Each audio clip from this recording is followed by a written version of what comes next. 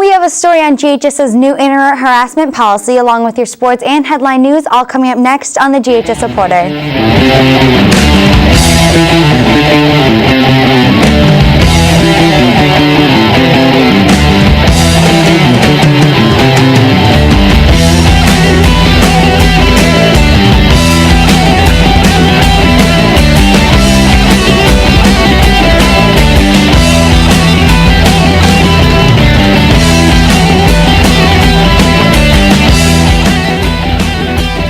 Good morning and welcome to the GHS Reporter. I'm Paige Taylor. I'm Brendan Phillips. There are many social networking sites on the internet today. They are, for the most part, very helpful in connecting students. However, it has become a medium for bullying and harassment. Max Collins has the info on GHS's new internet harassment policy.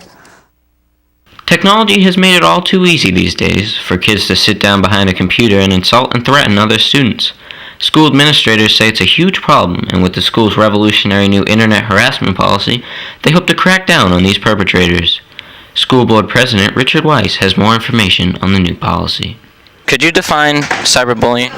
Well, we are working on a policy, a district-wide policy that will define cyberbullying as follows.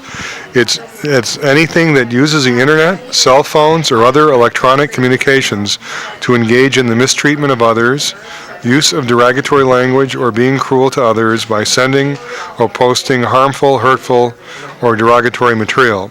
We also are going to define a cyber threat, which is using cyberbullying but also threatening someone.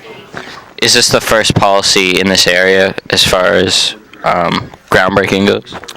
We think that we are among the first school districts in the country to try and formalize a cyberbullying, cyber threat policy. There may be one other district in the area that is working on a policy also. What would be some of the consequences for students who cyberbully? Well, the biggest reason we're adopting is that it will allow us to discipline students who might have an argument under existing rules that what they're doing isn't defined as bullying.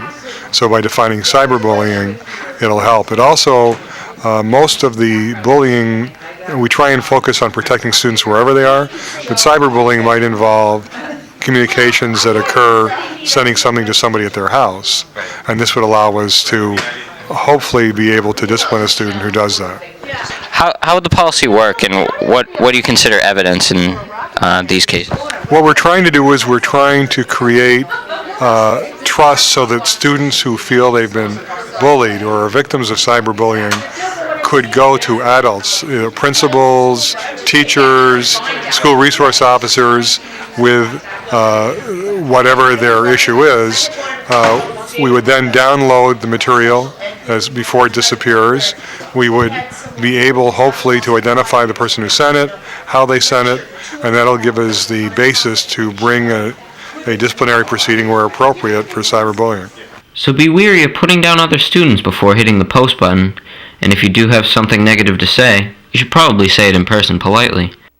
This is Max Collins for the GHS Reporter. You ready? Let's go!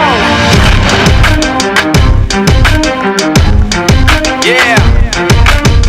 For those of you that want to know what we're all about, it's like this, yo. In the NFL Sunday, the Dolphins got their first win in the season, beating the Ravens 22-16. Cleo Lemon threw for 315 yards and 1 touchdown. The Dolphins are now 1-13. In the NFC East, the Giants failed to clinch a playoff spot, losing to the Redskins 22-10. Giants tight end Jeremy Shockey fractured his leg and will be out for the season. The Cowboys also lost, falling to the Eagles 10-6. Tony Romo threw for 214 yards and 3 interceptions in the losing effort. In the NBA, the Knicks fell to the Pacers 119-92. Mike Dunleavy led the Pacers with 36 points. And in double overtime, the Cavaliers beat the Bucks 104-94. LeBron James had 31 points in the win. That's all for today's sports. Yesterday in Hillsborough, Florida, 2 students were shot after getting off a school bus. According to the sheriff's office, 2 16-year-olds, 1 male and 1 female, had exited from their school bus when a passenger in a car shot at them. Witnesses say that a man got out of the car next to the students and was arguing with the students, asking them if they wanted to fight, and this man opened fired. Both students were taken to Tampa General Hospital and one student in critical condition. Some witnesses believe the shooting is the result of the feud between students. Police say that they know who the shooter is but haven't found him yet. That's it for your headlines. And don't forget to stay tuned for the next edition of the GHS Reporter featuring a story on the holidays. And also have a look at the school lunch boycott. That's all the time that we have for today. I'm Paige Taylor. And I'm Brendan Phillips. Stay tuned for your announcements. Have a great day.